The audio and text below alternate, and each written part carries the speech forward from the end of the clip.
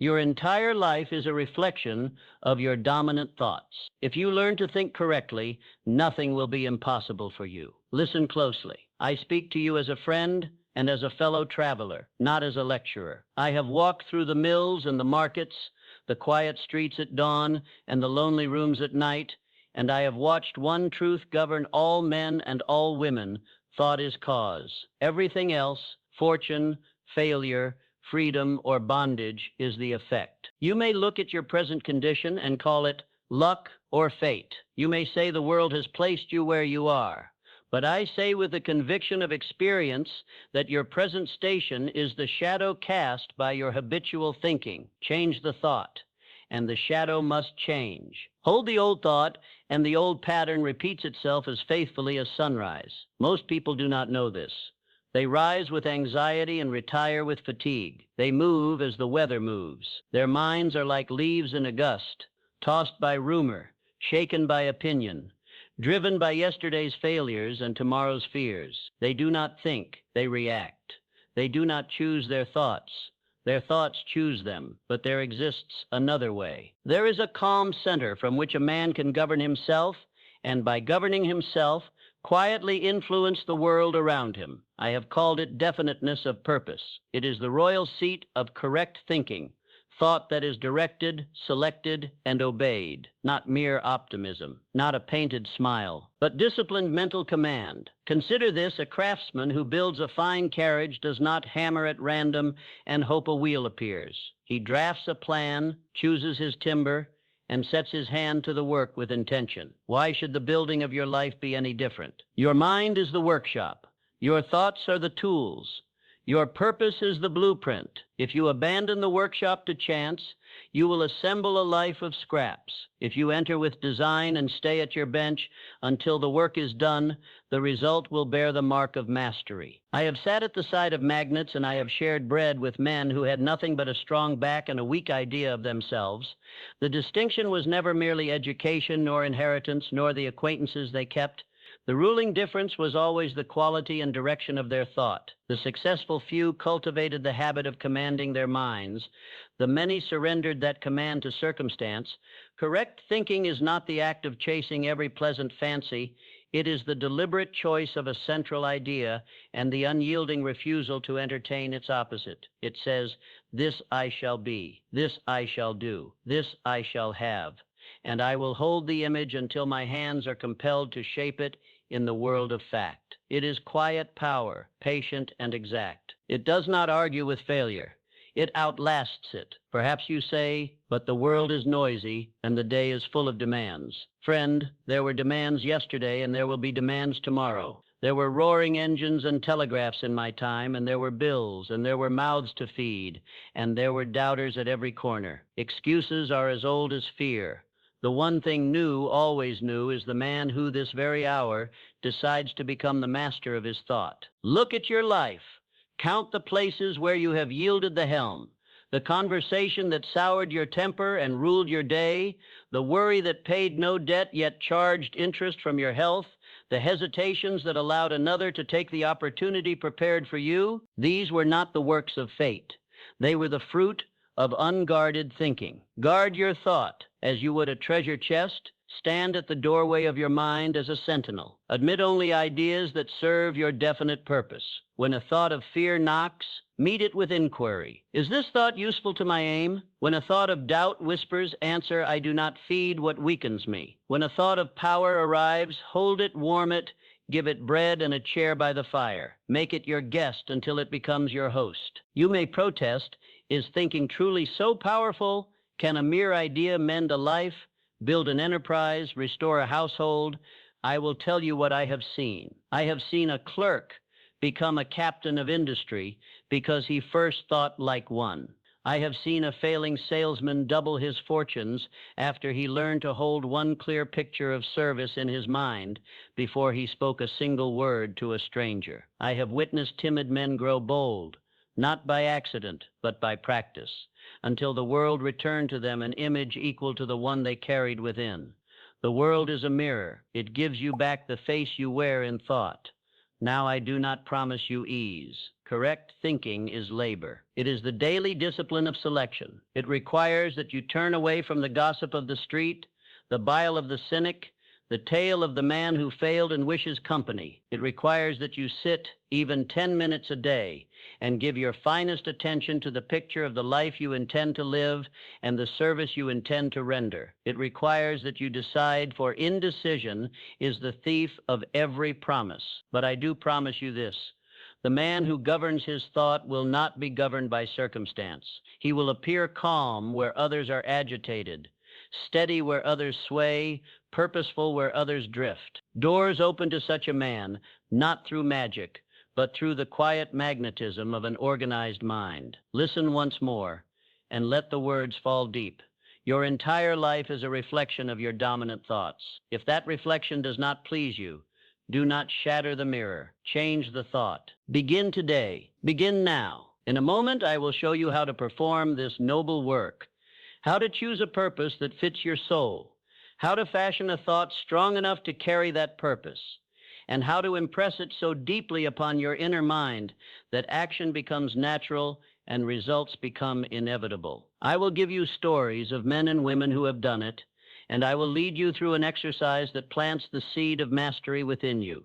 I will not only teach you how to think correctly, but I will guide you through a process that rewires your mind and awakens your power. Average minds drift, great minds direct. That, my friend, is the whole difference between failure and fortune, between a life lived by default and a life built by design. To think is natural. Every man thinks, but to think correctly, to think with purpose, precision, and command, that is an art, a science, and a discipline very few ever learn. Let me tell you the truth, as plainly as I know it: most people do not think.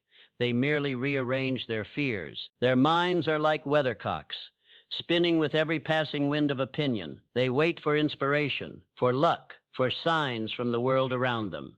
They live from the outside in, never realizing that every circumstance they face is the echo of their inner world. Correct thinking begins the other way around. It starts within. It begins when you say, "I will no longer drift." It begins with the establishment of a definite purpose, a single dominant aim around which all your thought, emotion, and effort are organized. I have never known a man to rise to greatness without that first law: definiteness of purpose. You must know where you are going, or the currents of life will carry you anywhere but there. A ship without a port drifts until the rocks claim it. A man without a goal becomes the servant of those who have one. Correct thinking is the process by which you align every idea, every decision, and every emotion with your chosen purpose. When a thought enters your mind, you weigh it as a judge weighs testimony.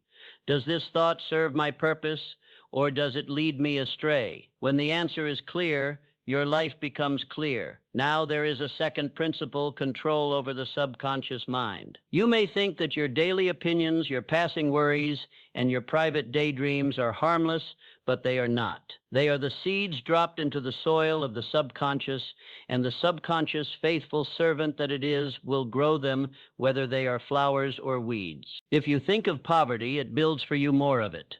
If you think of failure, it rehearses your defeat before life even begins to test you. If you think of opportunity, it sharpens your eyes to see it. If you think of health, your very cells respond to the suggestion. The subconscious does not reason. It obeys. It takes your dominant thought as command. That is why you must become the master of what you dwell upon, for what you dwell upon becomes your destiny. The third principle, perhaps the most misunderstood, is what I call the mastermind. No man, however great, achieves enduring success alone.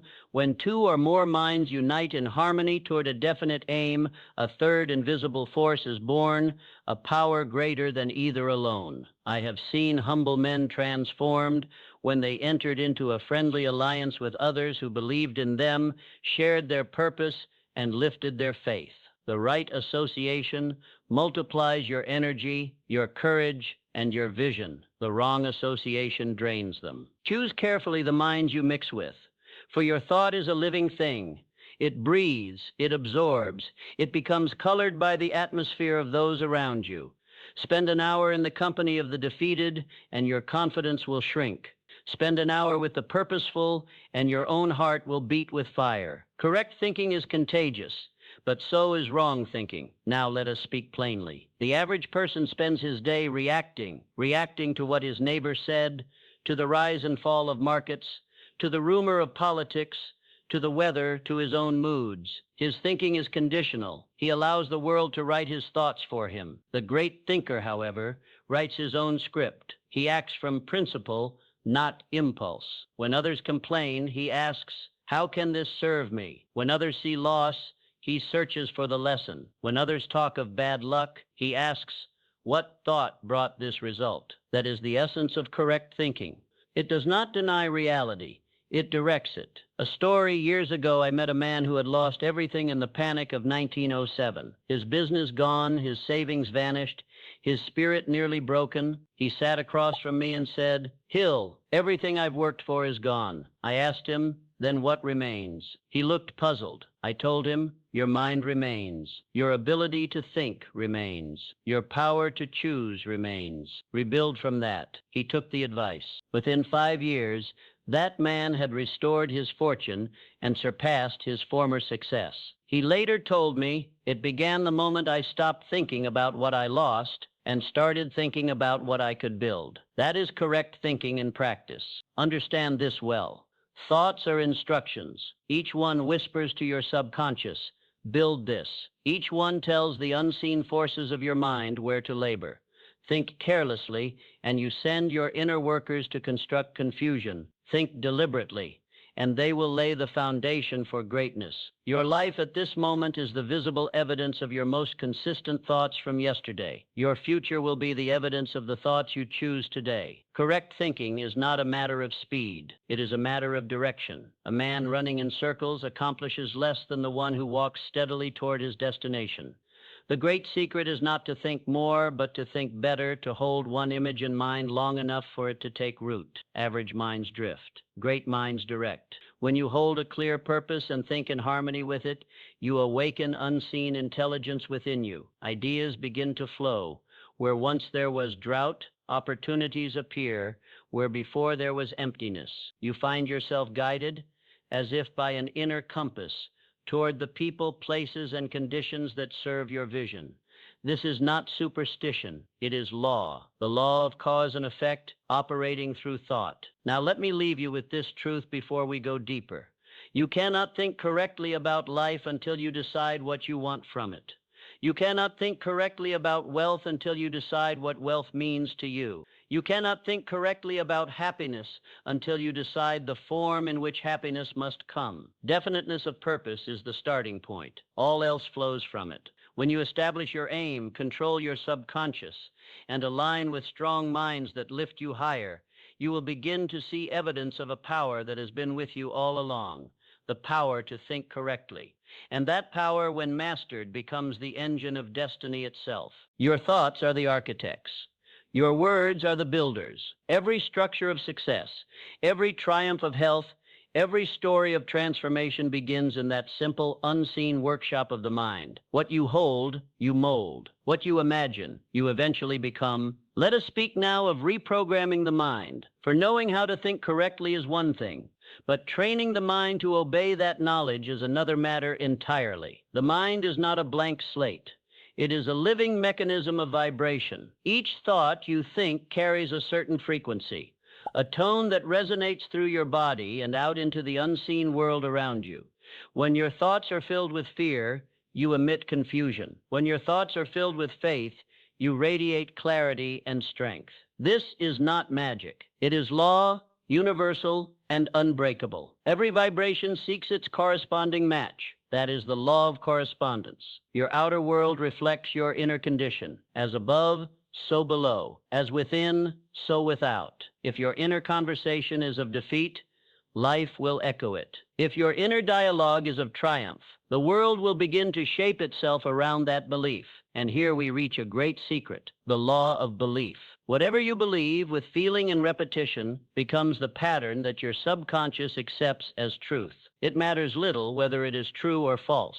Once believed, it begins to carve its path in your experience. The man who believes himself poor even when surrounded by opportunity, finds proof of his poverty in every direction. The man who believes himself capable, even in ruin, finds a way to rise again. Let me tell you a story of such a man. I once knew a merchant who, after years of success, lost everything in a single season of misfortune. His warehouses were empty, his creditors were restless, and his family had little to eat. For weeks he walked through his home like a ghost, repeating to himself, "It's over. I've failed." One evening he came to me and said, "Mr. Hill, I cannot bear the thought of starting again." I looked him straight in the eye and said, "Then stop bearing that thought." He laughed, unsure whether I was jesting, but I was not. I told him, "As long as you think failure, your actions will match it. You cannot rise while repeating to yourself the story of defeat. Replace that story with another. Speak not of ruin, but of rebuilding.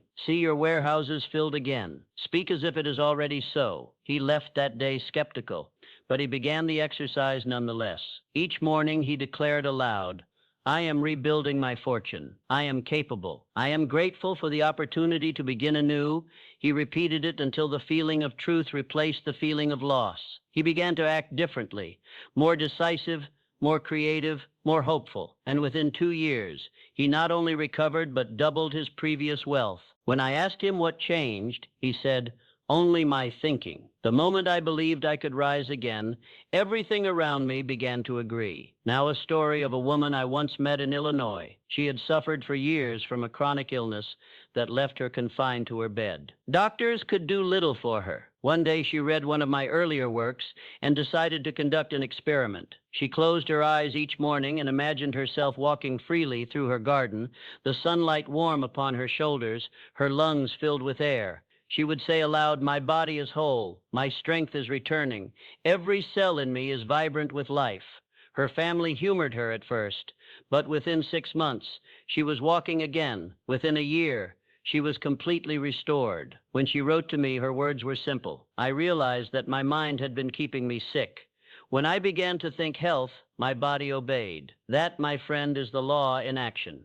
The thought creates the vibration. The vibration stirs emotion.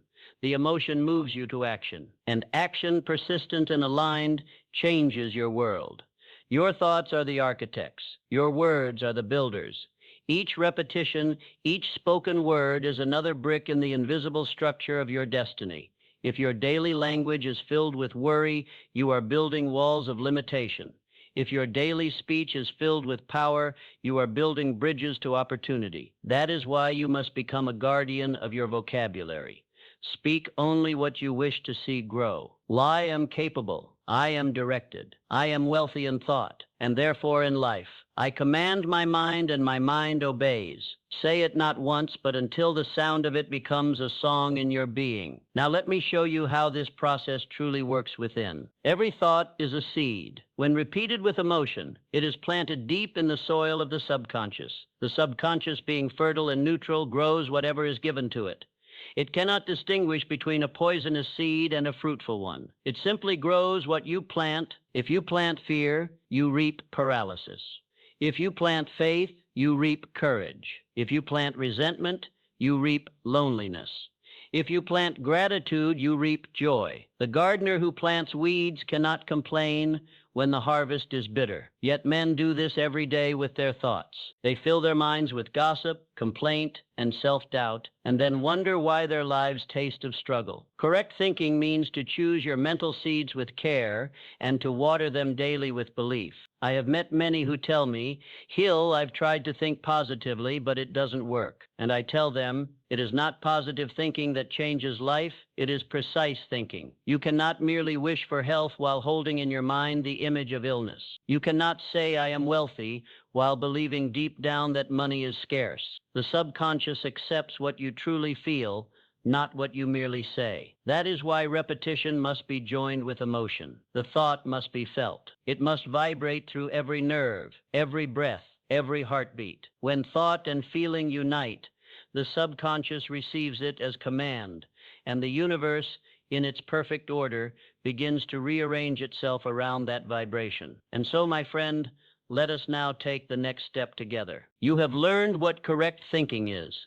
You have understood how thought creates vibration, emotion, and action. You have heard the laws, the law of correspondence and the law of belief. You have seen their proof in the lives of others who have risen from ruin to riches, from sickness to strength, from despair to destiny. Now it is time for you to experience this truth. Now let's go deeper. I will guide you through a visualization, a process to rewire your thinking, to rebuild the architecture of your mind, and to awaken that infinite intelligence that has been waiting quietly for your command. Close your eyes and let us begin. Close your eyes and breathe. Take one slow, deliberate breath in and let it fall gently out. Again, breathe in and let go. With every breath, your body softens. The tension leaves your shoulders, your jaw, your hands. The world grows quiet. The room grows still. Now imagine, just for a moment, that every thought you have ever held begins to slow down like snowflakes drifting in the air before they touch the ground. Each thought pauses long enough for you to see it, to know it, and if you choose to release it, you are stepping beyond noise, beyond the clamor of the day, into the sacred workshop of your mind. Scene 1, the old mind. Before you stands the landscape of your old thinking. It looks like a room of gray walls and narrow windows. The light that enters is dim. You can hear the echo of restless thoughts. Old worries, old regrets, old fears, circling like tired birds in a cage. Each thought has a voice. I can't. It's too late. I'm not ready. They are better than I am. Listen to them for a moment, then realize these voices are not you. They are habits. They are shadows cast by yesterday's doubts. Now see yourself standing in the center of that gray room. Notice how heavy the air feels. Notice the weight pressing on your chest, the pressure of every thought that ever told you what you could not do. Now take a deep breath in, and as you breathe out, imagine the air itself becoming light, luminous. See those gray walls begin to crumble. See the ceiling dissolve like mist. See the floor open into light. Each limitation melts away like ice under the morning sun. Each false belief loses form and vanishes into nothing. Every word of fear dissolves back into silence. Breathe and feel the freedom of release. You are no longer bound by those thoughts. You are the one who created them, and you are the one who releases them. Say quietly to yourself, I am not my old thinking. I am the master of my thought. Let that sentence echo softly within you. Scene 2, the new mind. Now imagine before you where the gray walls once stood, a horizon of golden light. It stretches as far as you can see, warm, endless, alive. This is the landscape of correct thinking. Every color is brighter, every sound is softer. The air hums with peace and order. In this golden space, your thoughts are clear and strong. They no longer drift aimlessly. They move with direction, with purpose, like gentle rivers returning to the sea. Walk forward into the light. Feel it on your skin, your hands, your face. It fills you, not from without, but from within. Now, repeat softly after me. I think clearly. Pause. Feel the truth of it. Let it settle into every nerve, every breath. My thoughts serve my purpose. Again, slowly, as if each word were a chisel, shaping the stone of your destiny. Every thought I hold builds my destiny. These are not mere sentences. They are laws. They are commands given to the subconscious mind, the silent builder that never sleeps. Feel how your body responds. Notice how your chest lifts, how your breath grows deeper. This is the vibration of power, the frequency of correct thought. In this state, you no longer ask, can I? You declare, I will. You no longer question the path. You know the destination. Stay here for a moment. Imagine streams of golden light weaving through your mind, rewiring each old pattern into new clarity. Every line of fear erased, every doubt replaced with calm certainty. Your inner voice now speaks differently. It says, I can, I will, I am. Hold that feeling. Let it grow until it fills every corner of your being. Scene 3, the future self. Now in the golden distance, you see someone walking toward you. Steady, confident, radiant. You recognize them. It is you, not the you of yesterday, not the one burdened by confusion or doubt, but the you who thinks correctly. Watch this version of yourself move through life, every decision firm, every action aligned with purpose, every word deliberate and kind. You see yourself entering rooms with quiet confidence. You see others drawn to your calm certainty. You see opportunities forming naturally around you, letters arriving, hands extended, doors opening, because your vibration calls them forth. This is your future self, but only by time, not by essence. That person already exists within you. You are meeting the part of yourself that has always known the truth, that thought held steadily becomes reality. Now step closer. Look into your own eyes. See the peace there, the power. Listen, for that future self speaks. Thank you for choosing me. Thank you for holding the thought until it became flesh. Thank you for believing. Now let the two of you merge, old and new, present and future, until there is no separation. You are whole. You are aligned. You are thinking correctly. Feel it. Feel what it's like to live from clarity, to act without fear, to move through life knowing that every thought you hold is shaping your world. Hold the emotion of success now, before it arrives in form. Feel gratitude for what is already on its way, because in truth, it has already begun. Integration. Now, breathe once more, slowly, deeply. Let the golden light settle within you like warm sunlight resting on still water. You have entered the workshop of your mind and built a new design. You have torn down the walls of limitation and raised the structure of mastery. The blueprint is drawn. The foundation is laid. From this day forward, remember your thoughts are the architects, your words are the builders, and your purpose is the blueprint. You have now planted new seeds of power. Guard them, water them with attention, with gratitude, with faith. Let no careless word trample them, for in due season these seeds will rise into a life beyond anything you have yet imagined. Now, rest for a moment in silence. Let the quiet confirm what the words have built. When you open your eyes, you will carry this peace with you. And from this moment on, you will think correctly. Whatever the mind can conceive and believe, it can achieve. I have witnessed this truth again and again in quiet offices, in humble homes, in the faces of men and women who once thought themselves lost. These are not fairy tales, nor are they accidents. They are records of ordinary people who learned the extraordinary discipline of correct thinking. Let me tell you their stories. The young man and his debts. He was 27 years of age, a clerk in a small hardware store in Ohio. His wages barely kept pace with his expenses. Each month he found himself deeper in debt, the figures growing like weeds in a ledger that never closed. One evening, in a moment of despair, he came across my writings on the power of definite purpose.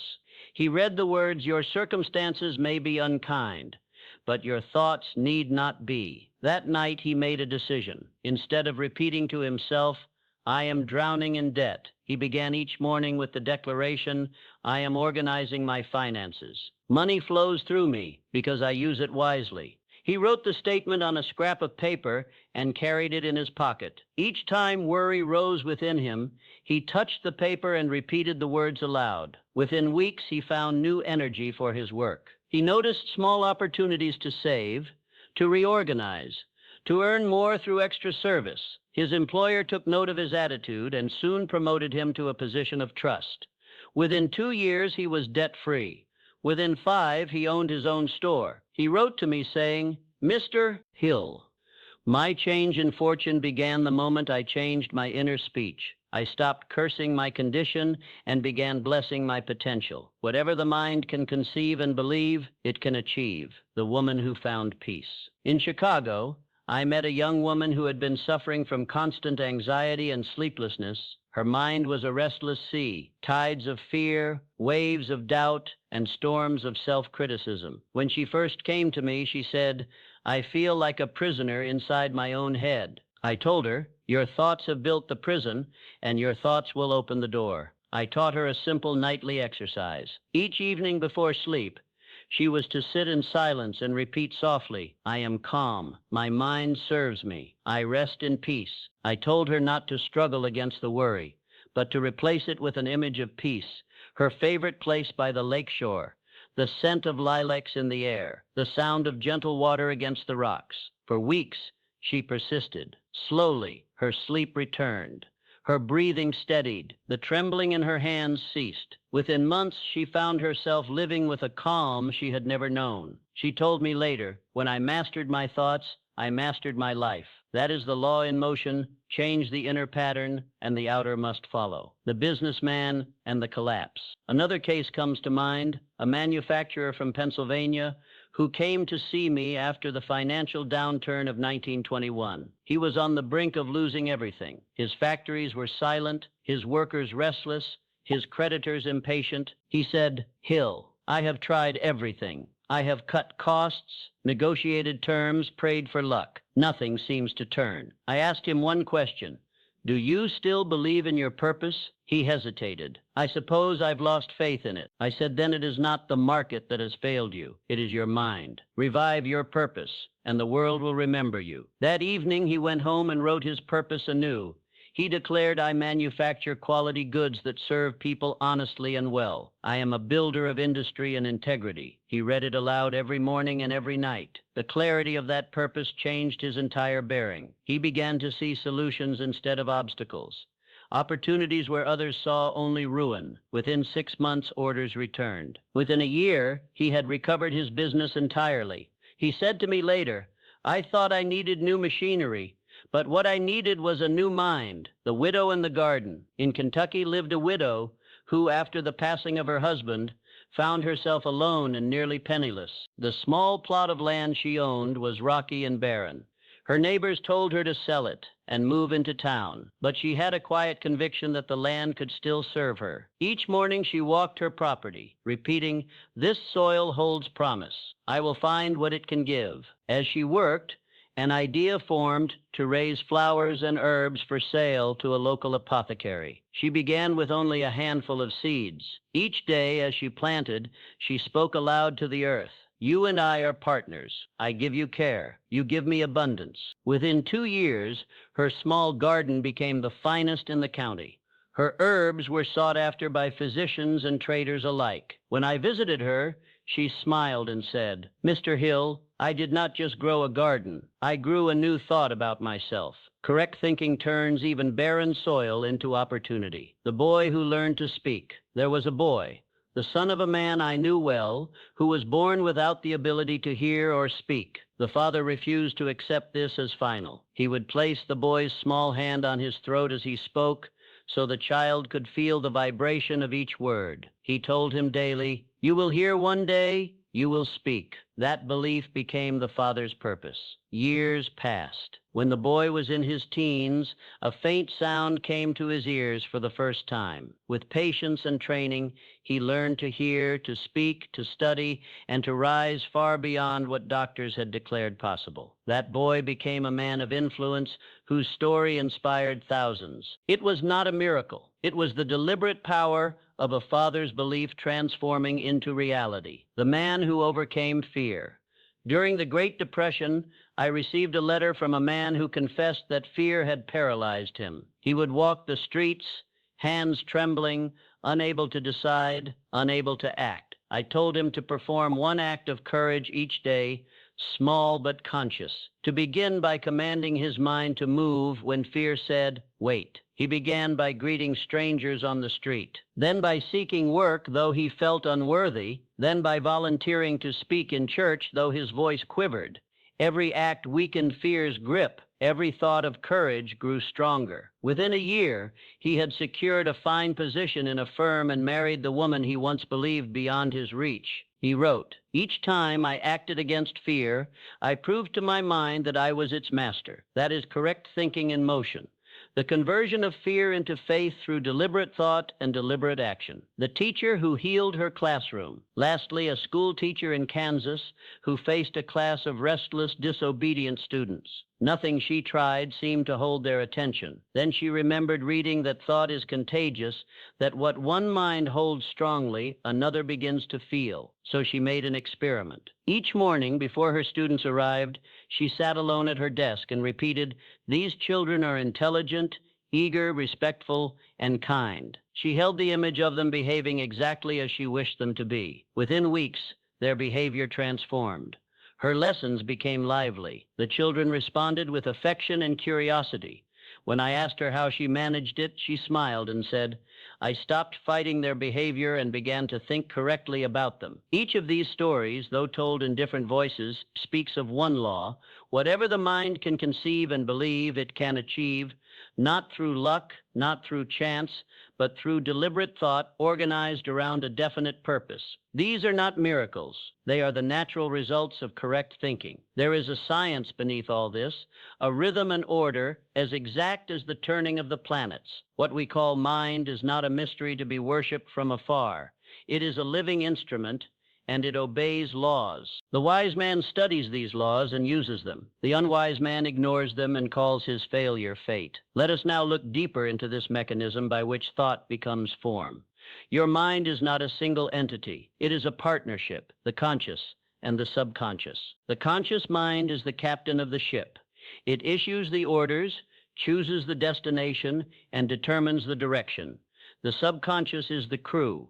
It performs the work, handles the machinery, and never questions command. When the captain is firm, the crew obeys without hesitation. When the captain doubts, the ship drifts. Each thought you hold with feeling becomes an order issued to that invisible crew. If you say to yourself, "I am capable," the subconscious sets in motion the power to make it true. If you whisper, "I cannot," the same power is turned against you, and you unknowingly build your own obstacles. The subconscious mind communicates in a language of emotion and vibration. It does not understand the words alone.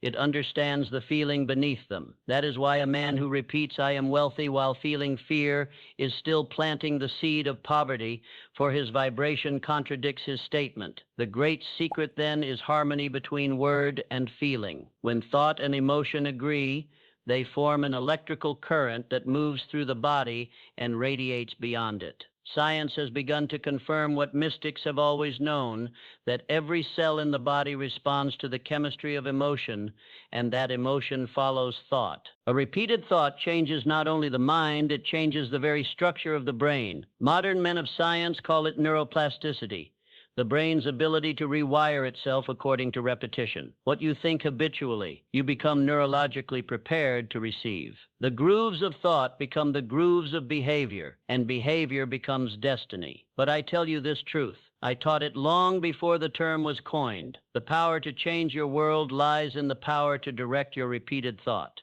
There is another harmony you must understand: the coherence between the conscious and the unconscious. Imagine a man who declares aloud, "I am successful," while in the secret chamber of his mind, he still clings to failure. The two minds are at war. His conscious voice says, "Go." His subconscious murmurs, "Stay." And the result is frustration, hesitation, confusion. But when both minds unite, when belief and thought march under the same banner, results follow swiftly, inevitably. This coherence is the key to mastery. It is achieved through repetition, emotion, and persistence. Each time you repeat a thought with conviction, you carve a deeper channel between the two minds until they are no longer separate, but one will, one belief, one direction. Now let us speak of vibration, that subtle language of the universe. Everything in existence is vibration. The chair upon which you sit, the air you breathe, the words I now speak, all are frequencies of motion, and thought is the finest, most potent of them all. When you hold a thought long enough, it begins to attract conditions that vibrate in harmony with it. This is the unseen mathematics of reality. Fear attracts confusion. Confidence attracts opportunity. Gratitude attracts more to be grateful for. This law operates whether you believe in it or not, just as fire burns whether or not you understand combustion. James Allen wrote, "As a man thinketh in his heart, so is he." Earl Nightingale said, "We become what we think about." Neville Goddard taught, "Imagination creates reality." And I, Napoleon Hill, tell you, these are all different doors leading to the same room. The understanding that mind precedes matter. You cannot alter outer conditions without first altering the thought from which they spring. You cannot hold thoughts of defeat and expect to live in victory. Correct thinking is a discipline, not a momentary act. It is a way of living, a conscious habit formed by daily effort. Just as the blacksmith tempers steel through repetition, so must you temper your mind through constant correction. Every morning, test your thoughts. Ask, does this serve my purpose? Every night, revise the day. Ask, what thought did I permit to rule me, and what thought shall I hold tomorrow? This is the true labor of self-mastery, the daily shaping of the invisible until it becomes visible. Some will say it sounds mystical. Yes, it is, but not mysterious. It is as natural as the seed becoming the tree. The seed does not struggle to grow. It follows law. The mind that thinks correctly does the same. It plants, it nourishes, it waits, and nature, obedient to the vibration, delivers the harvest. When you align your conscious direction with your subconscious belief, when your thoughts, emotions, and actions flow as one stream, life becomes simple, effortless, and abundant. That is the science behind success, the union of spirit and law. The mystic calls it faith. The scientist calls it vibration. The wise man calls it correct thinking. Now let us bring it all together. Let us unite philosophy, practice, and spirit into one grand experience. Let us move from knowledge to embodiment, from words to reality. In the next part, I will guide you through an integrated process, a ritual of thought and feeling that seals everything you have learned into the deepest chambers of your mind. From this moment onward, you shall not only know the truth, you shall live it. Close your eyes and take a long, steady breath. Let the noise of the day dissolve into silence. There is nothing to do, nothing to prove, nowhere to go. Only this moment, quiet, alive, waiting for you to shape it. Tonight, you and I shall begin a sacred exercise, the visualization of your definite purpose.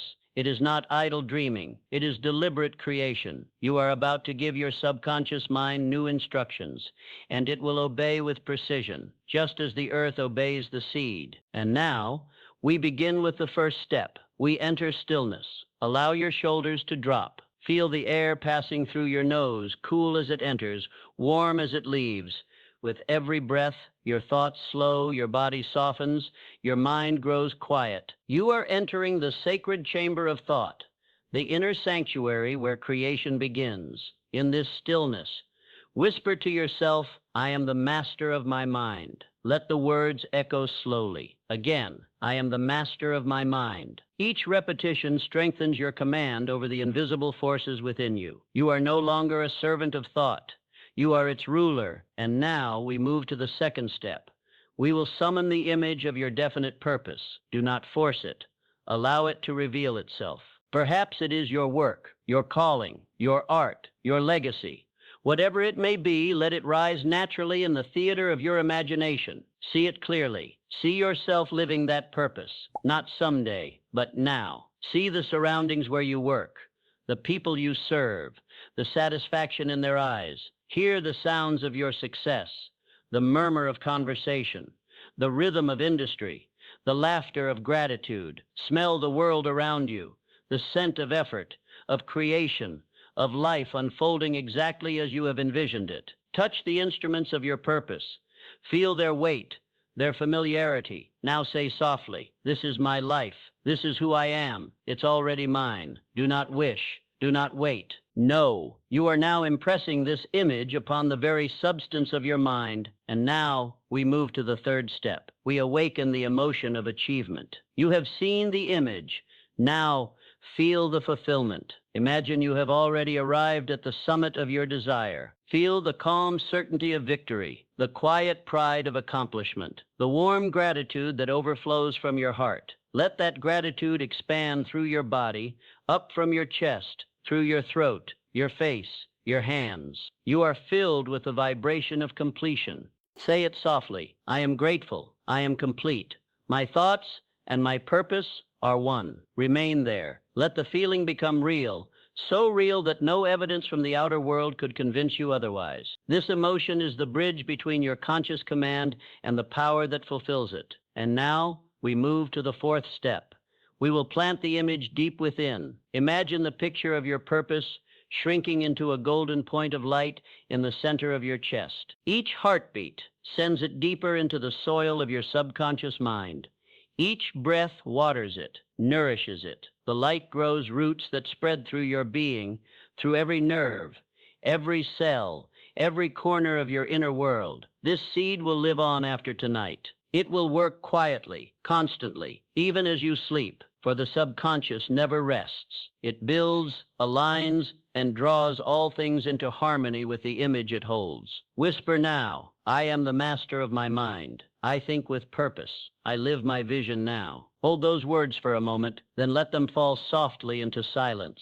And now the final step. We release and trust. Let the image go. Do not cling to it. You have already impressed it. It is now in motion like a seed already placed in fertile ground. Your task is not to dig it up in doubt, but to let it grow in faith. Breathe deeply once more, in and out, in and out. Say to yourself quietly, it is done. Again, it is done. Let those words settle like dust on still water. Nothing more is required. As you drift toward rest, know that your subconscious mind is already arranging the pieces. Ideas will come, people will appear, paths will open, and each will be drawn to the vibration you have created tonight. When morning comes, rise with quiet confidence. Walk as one who already possesses the vision. Speak with assurance.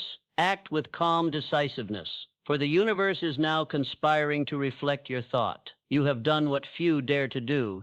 You have thought correctly. You have brought emotion, belief, and purpose into perfect alignment. And now, nature, silent, obedient, and exact, will fulfill its promise. Rest now, dream deeply.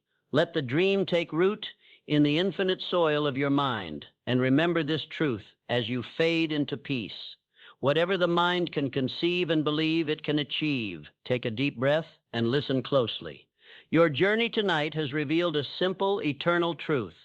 Your thoughts create your world. Correct thinking is the bridge between confusion and clarity, between wishing and achieving. It is the discipline of the mind that turns invisible ideas into visible results. Remember this always. Your mind is not your enemy. It's your empire. Rule it with purpose and life will follow your command. When you master your thoughts, you master everything. So from this moment on, reject weakness, think with intention, and act with certainty. And let these final words echo within you. Think correctly and your life will correct itself. If this message has spoken to your soul, listen again tonight and tomorrow. Rise and act from the power you have awakened.